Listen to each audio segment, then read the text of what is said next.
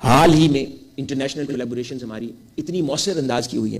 Malaysia کی number 1 university ہے UPM, university of پترا ملائیشیا, نمبر 1 یونیورسٹی ملائیشیا. وہ منہاج یونیورسٹی کی پارٹنر ہے مینجمنٹ سائنسز کے اندر. جو ہمارے سافٹ ویئر کے ایکسپرٹس ہیں وہ سمجھتے ہیں آج کل ریسنٹلی یہ چیٹ GPT, آرٹیفیشیل انٹیلیجنس, یہ جو سارے ایریاز ہیں یہ کتنی امپورٹنس ہے اس کی.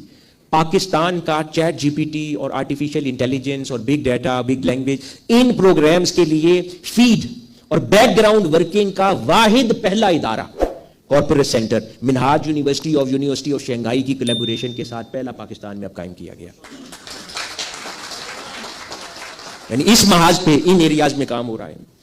میڈیکل سائنسز کے اندر اتنا, آپ لوگ جانتے ہیں جو میڈیسن سے تعلق رکھتے ہوں گے, یہ جو سٹیم سیلز تھراپی ہے, سٹیم سیلز, اب یہ کتنا ریسنٹ ایریا ہے. سٹیم سیلز جو لوگ نہیں سمجھتے ان کے لیے کہ جس طرح جب کسی کا آرگن فیل ہو جاتا ہے تو ہم ٹرانسپلانٹ کرتے ہیں نا, لیور ٹرانسپلانٹ ہے, کڈنی ٹرانسپلانٹ ہے, ہارٹ ٹرانسپلانٹ ہے. اب ایک نئی ٹیکنالوجی کی طرف دنیا کام کر رہی ہے جو کہتے ہیں کہ انسان کے جسم کے اندر ہی سٹیم سیلز ہیں, یعنی سیلز کی ایک قسم ہے کہ اگر ان کو انسان نکلوا کے فریز کروا لیتا ہے کہیں پر اور کسی سٹیج پر عمر کے اس کا کوئی آرگن فیل ہو جاتا ہے یا اس کی خدا نخواستہ سکن برن ہو جاتی ہے, اور وہ سیلز اس کا آرگن ریجنریٹ کر دیں گے.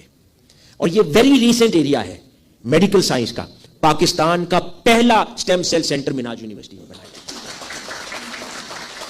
اس طرح یعنی یہ آپ کو میں یہ چیز جو ایک یعنی جو بتانا چاہتا ہوں, جو آپ لوگ اپریشیٹ کریں گے کہ یہ صرف ریلیجیس گراؤنڈز کے اوپر یہ کام نہیں تحریک کر رہی. سائنٹیفک ایریاز میں, ریسرچ کے ایریاز کے اندر بڑی بڑی پاکستان کی جتنے بھی پروجیکٹس اور یونیورسٹیز پڑھی ہیں وہ سائنٹیفکلی بھی میچ نہیں کر رہے اس وقت منہاج کو. اس طرح اس محاذ کے اوپر الحمدللہ تیزی کے ساتھ ترقی ہوتی جا رہی ہے. اب کینسر کیور میڈیسن, اس کا ریسرچ سینٹر منہاج یونیورسٹی میں قائم کیا جا رہا ہے کہ جو کینسر کی میڈیسن کی تشخیص اور اس کی ریسرچ کے اوپر کام کرے گا. کیونکہ آج تک سینکڑوں امراض ہیں ان کے علاج ڈھونڈ لیے گئے ہیں لیکن کینسر کا نہیں ملا. ان ایریاز میں کام کیا جا رہا ہے. اس کے علاوہ بے شمار ریسرچ سینٹر میں اسلامک بینکنگ اینڈ فائنینس کا ہی ذکر کر رہا تھا.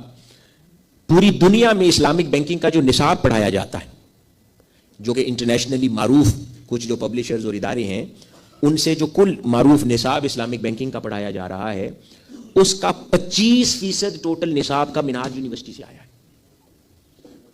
یہ بات سمجھ آئی ہے میں کیا کہہ رہا ہوں؟ کل نصاب جو پڑھایا جا رہا ہے اس کا 25%, چوتھا حصہ کل نصاب کا, وہ صرف اکیلا ایک ادارے نے دیا دنیا کو.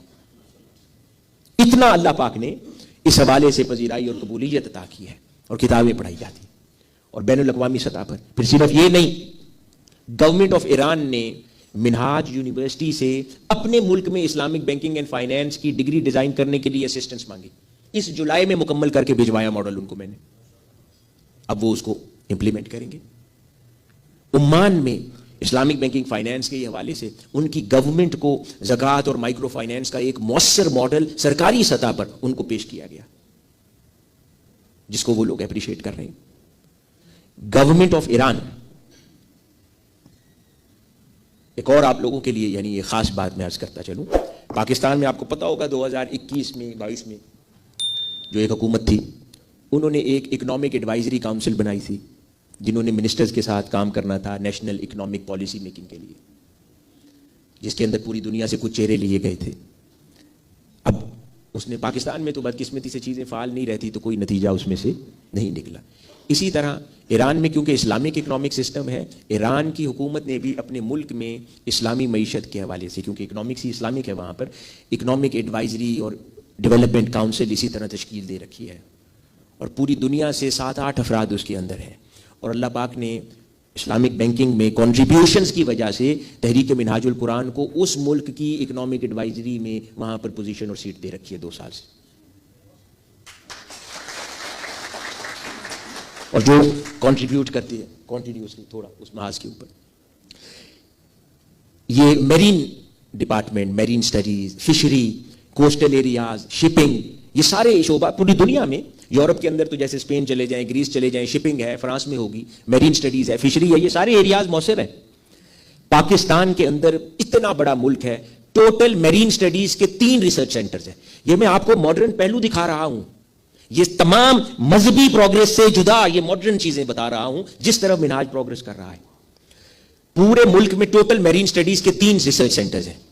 ایک پاکستان کی بحری افواج کے پاس ہے، ریلیونٹ ہے، ایک گورنمنٹ آف پاکستان کے پاس ہے، اور تیسرا منہاج کے پاس ہے، پوری میرین سٹڈیز کے لیے، جس میں فشری، شپنگ، کوسٹل ایریاز، ایک بلو اکانومی ان ایریاز کے اوپر، اور پھر نیشنل پالیسیز بھی اس کے اوپر ڈیوائز کی گئی۔ اس طرح یہ تو میں نے ایسے چند مثالیں آپ کو دی ہیں، 11 ریسرچ سینٹرز منہاج یونیورسٹی میں کام کر رہے ہیں ماڈرن ایریاز کے اوپر، اور ہر ریسرچ سینٹر پورے سولوشنز، نیشنل پرابلمز کے سولوشنز رکھتا ہے اور پوری پالیسی ڈاکیومنٹس مہیا کرتا ہے۔ در حقیقت جو سولوشن اورینٹڈ اپروچ ہے تحریک کی، اس کا ہوم ورک کرنے کا یہ جگہ ہے جو اللہ پاک نے منہاج یونیورسٹی کی شکل میں عطا کی ہے، اور یہ ریسرچ سینٹر ایک پوری ڈویژن کے پیچھے پوری ورکنگ کر رہے ہیں، جو مہیا کر رہے ہیں۔ تو یہ ایک تعلیمی ادارہ نہیں ہے، یہ تحریک منہاج القرآن کا برین ہے، جس کی بنیاد شیخ الاسلام نے 1986 میں رکھی تھی، آج اتنا بڑا کنٹریبیوشن سوسائٹی کی طرف کرتے جا رہے ہیں۔